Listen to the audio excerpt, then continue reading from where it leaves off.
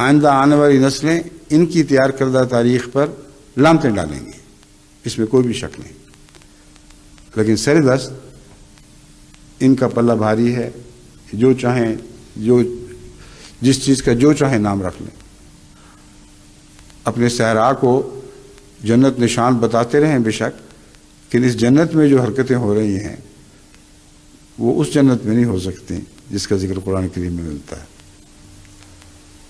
کوئی دور کی بھی نسبت نہیں۔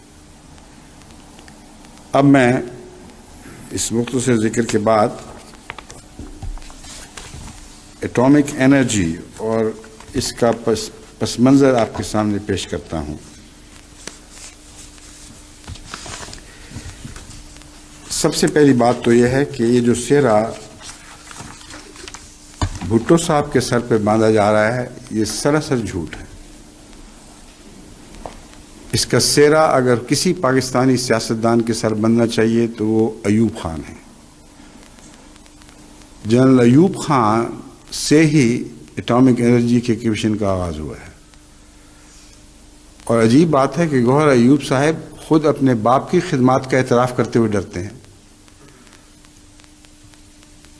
کیونکہ 1965 کی جنگ میں جو حالات رونما ہوئے اس کے نتیجے میں جنرل ایوب خان نے یہ فیصلہ پہلا کیا تھا کہ ہمیں لازماً ایٹمی توانائی کی طرف توجہ کرنی ہوگی، ورنہ ہم ہندوستان جیسے مد مقابل کے سامنے مات کھا جائیں گے، اور پھر کوئی بعید نہیں کہ ہندوستان ہمارے ملک پر قابض ہو جائے۔ اس لیے ایک ہی علاج ہے کہ ایٹمی توانائی کو فروغ دیا جائے۔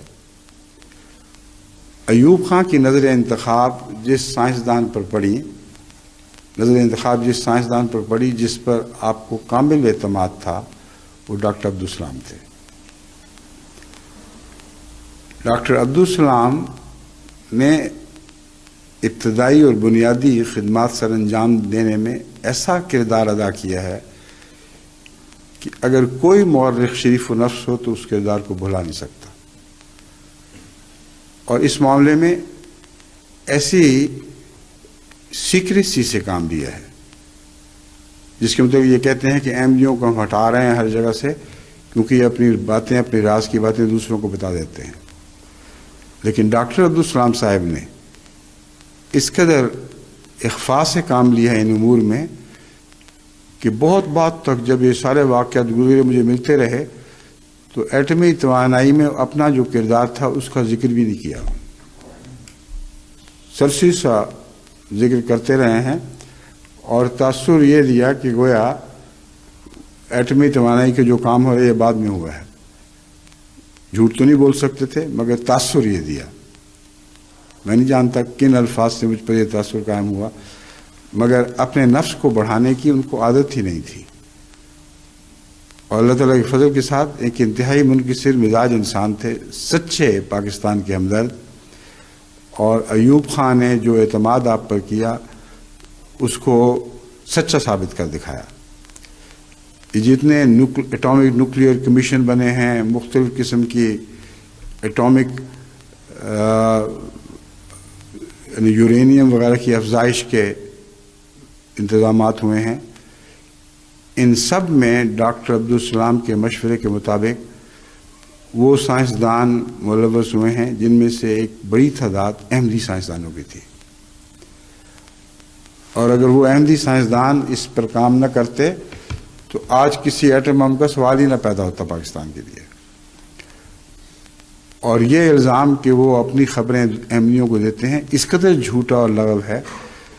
اب جب کہ واقعہ ہو گیا تو امریکہ سے عبداللطیف صاحب نے جو اس وقت چوٹی کا کردار ادا کرنے والے تھے، انہوں نے پہلی بار مجھے لکھا ہے کہ سارے جھوٹ بول رہے ہیں، بات کچھ اور ہی ہے۔ ایوب خان کے زمانے میں آغاز ہوا، اور میں ان سائنسدانوں میں سے ہوں جنہوں نے اولین کلیدی کردار ادا کیا ہے یورینیم کی افزائش کے تعلق میں، اور مدتوں اس پر کام کیا ہے، مختلف ممالک کے دورے کیے ہیں، اور اس کی افزائش کے سلسلے میں اگر یہ سارا کام جو مخفی طریق پہ ہوتا رہا ہے اگر یہ نہ کیا جاتا تو آج پاکستان کا ایٹم بم بنانے کا خواب بھی نہیں دیکھ سکتا تھا۔ تو اول طور پر یاد رکھیں کہ اس کا سہرا نہ بھٹو کے سر ہے، نہ ضیاء الحق کے سر ہے، نہ نواز شریف کے سر ہے۔ یہ سارے بعد میں شہرت لوٹنے والے لوگ ہیں۔ سہرا اگر کسی پاکستانی سیاستدان کے سر ہے تو وہ جنرل ایوب خان تھے۔ بہت گہرے انسان جن کی نظر ملک و قوم کے مفادات پر تھی، اور دیکھنے میں ایک سادہ سے جرنیل تھے، مگر ان کی بہت باریک اور گہری نظر اسلامی مفادات اور ملکی مفادات پر پڑا کرتی تھی، اور اسی کا یہ نتیجہ تھا کہ ایٹامک انرجی کمیشن کا آغاز ہوا ہے۔ ان میں ایک بہت بڑی خوبی یہ تھی کہ خاموشی سے کام کرتے تھے اور اپنا دکھاوا منظور ہی نہیں تھا۔ اس وجہ سے بھی اس زمانے کی تاریخ کو بھلایا گیا ہے، ورنہ اگر وہ اس وقت کھل کر یہ باتیں کرتے تو ان کو ذاتی شہرت تو مل سکتی تھی، مگر سب دنیا کی نظریں پاکستان کے ایٹامک پروگرام پر ہوتی اور اس وقت دخل اندازی کر کے وہ اس کی بنیادی قائم نہ ہونے دیتے۔ بس اپنی انا کی ذرہ بھر بھی پرواہ نہیں کی انہوں نے، اور اعتماد کیا تو احمدیوں پر کیا۔ اور ڈاکٹر عبدالسلام نے جن لوگوں کے نام پیش کیے ان سب کو قبول کیا، اور وہی نام ہیں جن میں سب سے بڑا نام اس وقت منیر احمد صاحب کا ہے۔ منیر احمد صاحب نے، جو بڑے جرأت والے بااخلاق انسان ہیں، ایٹامک انرجی کمیشن میں بہت بڑا کام سر انجام دیا ہے۔ اس کو منظم کرنے میں بعد ازاں ان کا بہت بڑا کا ہاتھ ہے، اور یہ تسلیم کرتے ہیں کھل کے کہ یہ ڈاکٹر عبدالسلام صاحب کے لائے ہوئے تھے، اور انہی کے اعتماد کی وجہ سے ان کو یہ توفیق ملی ہے۔ اب منیر احمد خان صاحب زندہ موجود ہیں، آپس میں یہ لوگ جتنا بھی فخر بانٹنا چاہیں ایک دوسرے سے چھین چھین کے بے شک بانٹیں۔ ان سے اگر کوئی پوچھے بتاؤ کہ ایٹامک انرجی کمیشن کا آغاز میں سب سے اہم کردار کس نے ادا کیا ہے، تو بلا شبہ کہیں گے کہ ڈاکٹر عبدالسلام نے۔ انہوں نے ڈاکٹر عبدالسلام پر جو مضمون لکھا ان کی وفات کے بعد، جو جنیوا میں پڑھا گیا یا ٹریسٹ میں پڑھا گیا ہے، اس میں بہت کھل کے ڈاکٹر اسلام کی عظمت کے گیت گائے ہیں۔ اور ان سب باتوں کا اگر آج کسی غیر احمدی سائنسدان کو قطعی یقینی علم ہے تو یہ منیر احمد خان صاحب ہے۔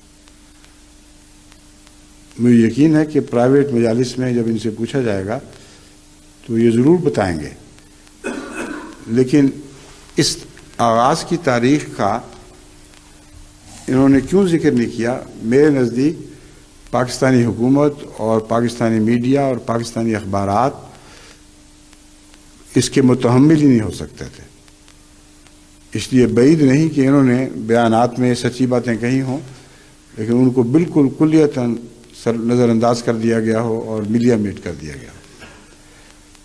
تو اس وقت جو پاکستان کی نیوکلیئر افزائش کے تعلق میں ایک عالمی حیثیت قائم ہو گئی ہے، اس میں اول کردار ایوب خان اور دوم کردار جو سائنسی کردار ہے یہ ڈاکٹر عبدالسلام نے ادا کیا۔ ڈاکٹر اسلام صاحب نے یورینیم کی افزائش کے سلسلے میں ڈیرہ غازی خان میں یورینیم کے ذخائر کی دریافت کے بعد اس کو کس طرح ایٹمی توانائی کے لیے قابل استعمال بنایا جا سکتا ہے اس کے متعلق سب سے اہم مشورے دیے۔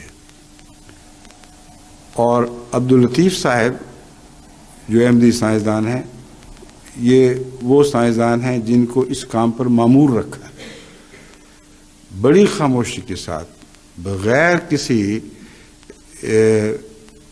انانیت کے جذبے کے تحت کریڈٹ لینے کی کوشش کے، انتہائی خاموشی اور اخفاء کے ساتھ یہ کام کرتے رہے۔ اور اس کی تفصیل میں یہاں بیان نہیں کر سکتا، لیکن میرے پاس وہ سارے کوائف موجود ہیں.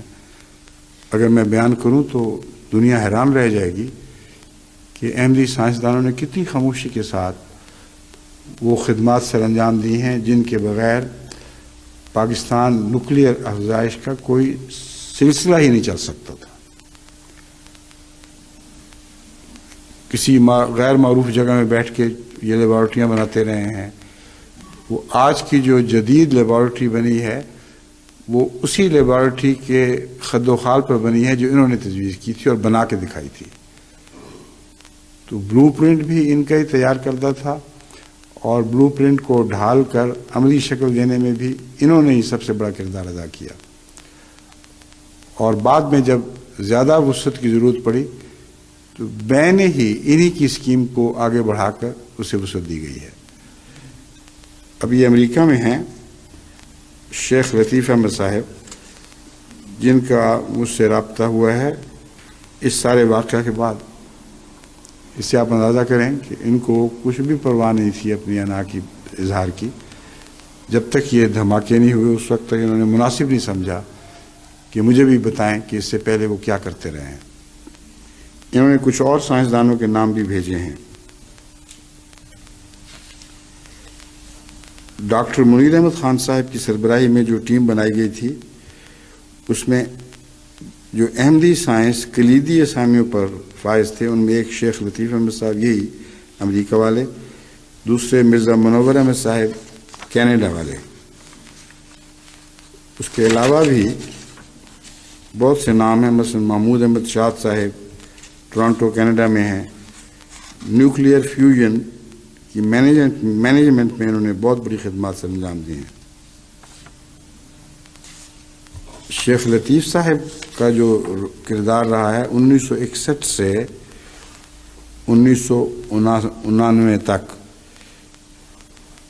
Manufacture of nuclear research equipment, یہ انہی کا کارنامہ ہے. 1972 میں manufacture of uranium extraction pilot plant انہوں نے تجویز کیا. انہوں نے اپنے سامنے بنوا کر دکھا دیا کہ یہ تجویز محض ایک خیالی تجویز نہیں، عملاً یہ ہو سکتا ہے. 1974 تا 79 تک processing of uranium manufacturing nuclear fuel, یہ بھی ان کا کارنامہ ہے. اب یہ اس کو جو مرضی اپنے سر تھونپنے کی کوشش کرے، یہ وہ حقائق ہیں جو پاکستان کی تاریخ میں مندرج ہیں، اور ان حقائق کو یہ مٹا سکتے ہی نہیں. اس لیے قدیر خان صاحب کی باتیں ہوں یا کسی اور سائنسدان کی باتیں ہوں، حقیقت میں یہ احمدی سائنٹسٹ ہیں جنہوں نے بہت گہری علمی خدمت سر انجام دی، اور آج کا ایٹم بم ان کا مرہون منت ہے. یہ جو کہا جا رہا ہے کہ عبد القدیر نے فیوژن میں کام کیا، باقی سب کام دوسروں نے کیے، یہ سب غلط ہے. عبد القدیر صاحب کی تو کوئی حیثیت ہی نہیں تھی، کوئی شمار ہی نہیں تھا. پروپیگنڈا کے اسپیشلسٹ ہیں وہ، اور بہت پروپیگنڈا کیا انہوں نے. اس کے متعلق اخبارات میں خبریں شائع ہو چکی ہیں کہ کس طرح بعض صحافیوں کو انہوں نے خریدا اور اپنی جیب سے پیسے خرچ کر کے ان کو اپنی تائید میں لکھنے پر آمادہ کیا. اب یہ ساری باتیں پاکستان کے اخبارات میں چھپی ہوئی موجود ہیں. ان کی تفصیل میں نہیں جانا چاہتا کیونکہ مجھے پسند نہیں کہ عبد القدیر خان صاحب کے کیے کرائے پر پانی پھیرنے کی کوشش کروں. ان بیچاروں نے جو کچھ کرائے لے لیا، اللہ ان کو مبارک کرے، مگر تاریخ بدلنے کا ان کو کوئی حق نہیں تھا. جو تاریخ کہہ رہی ہے وہ یہ باتیں ہیں جو میں آپ کے سامنے رکھ رہا ہوں.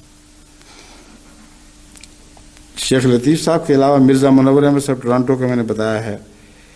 اسی طرح ڈاکٹر محمد افضل صاحب 1964 سے 94 تک سینٹر فار نیوکلیئر اسٹڈیز میں لیکچرر رہے ہیں، یعنی پروفیسر تھے، اور ایٹامک انرجی کے سائنسدانوں کو نیوکلیئر سائنس کی ٹیکنالوجی پڑھانے میں انہوں نے سب سے نمایاں کام سر انجام دیا ہے. جو ٹیم بنی ہے، بہت سارے کثرت سے لوگ انوالو ہوتے ہیں اس کاموں میں، اس ٹیم کو بنانے میں بھی احمدی پروفیسرز کا دخل ہے.